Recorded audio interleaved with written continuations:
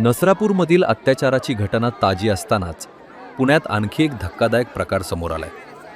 पुण्यातील पर्वती पायथा परिसरात एका 50 वर्षीय व्यक्तीनं आपल्याच 9 वर्षाच्या नातीवर अत्याचार करण्याचा प्रयत्न केल्याची घटना समोर आली आहे। नागरिकांच्या सतर्कतेमुळे मोठा अनर्थ टळला।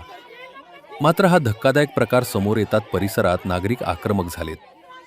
पोलीस घटनास्थळी दाखल झाले असून पोलिसांनी वेळीच हस्तक्षेप करत आरोपीला जमावाच्या तावडीतून सोडून ताब्यात घेतले।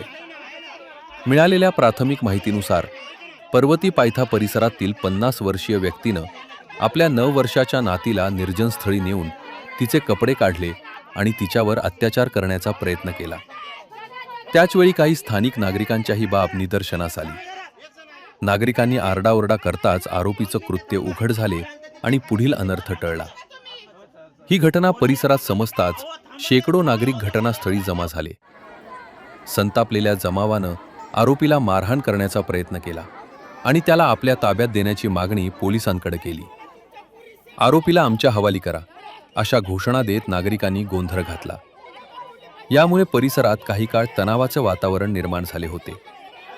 या संपूर्ण प्रकाराबद्दल पोलिसांनी आपली प्रतिक्रिया दिली आहे। काल दिनांक 5 मे रोजी रात्री 9:30 वाजे सुमारास पर्वती पोलीस हद्दीमध्ये पर्वती पायथ्याजवळ एका वयोवृद्ध माणसाने एका लहान बाळावर लैंगिक अत्याचार केले आहे अशी इन्फॉर्मेशन पोलिसांना मार्शलला प्राप्त झाली।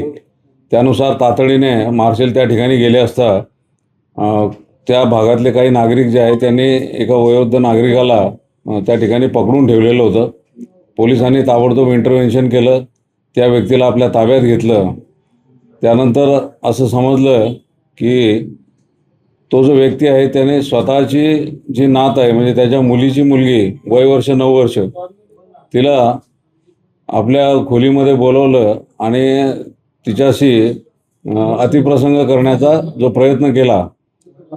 परंतु शेजारी एक राहणारी जी महिला आहे तिला त्या बाळाचा रडण्याचा आवाज आला आणि तिने ताबडतोब त्याच्यामध्ये हस्तक्षेप केला। शेजारच्या लोकांना सांगितलं, त्यामुळे शेजारच्या नागरिकांच्या मदतीनं त्या बाळाची ताबडतोब सुटका त्यांनी केली आणि पुढचा जो होणारा जो प्रसंग आहे तो त्यामुळे टळला। पोलिसांनी ताबडतोब त्या व्यक्तीला आपल्या ताब्यात घेतलं। सदर बाबतीमध्ये बाळाला आम्ही ताबडतोब ससून हॉस्पिटलला दाखल केलं। त्याच्यामध्ये बाळाची वैद्यकीय तपासणी करण्यात आली। त्याच्यामध्ये पेनिट्रेटिव्ह असा काही असॉल्ट नाही आहे, तरी परंतु जे काही घडलं आहे that amounts to the case of rape, त्यामुळे आम्ही त्याच्यामध्ये गंभीर असा गुन्हा दाखल केलेला आहे। ससून हॉस्पिटलमधून फिर्याद आणून त्यानुसार बाळाच्या आईच्या फिर्यादीनुसार त्यामध्ये पॉक्सो कलम 6, कलम 10, त्यानंतर BNS भारतीय न्यायसंहिता याचे कलम 75 आणि 64 आणि कलम 66 यानुसार गंभीर गुन्हा रात्री या प्रकरणामध्ये दाखल करण्यात आलेला आहे। त्यानंतर गुन्हा दाखल झाल्यानंतर त्या गुन्ह्यामध्ये आरोपीला रितसर अटक करण्यात आलेली आहे। त्याला आज कोर्टामध्ये प्रोड्यूस करण्यात येणार आहे। बाळाची वैद्यकीय तपासणी झाल्यानंतर त्याला डिस्चार्ज देण्यात आलेला आहे। त्याची प्रकृती अतिशय व्यवस्थित आहे आणि या घटनेची थोडीशी प्रतिक्रिया नागरिकांकडून उमटली होती, त्यावर योग्य तो पोलीस बंदोबस्त नेमण्यात आलेला होता।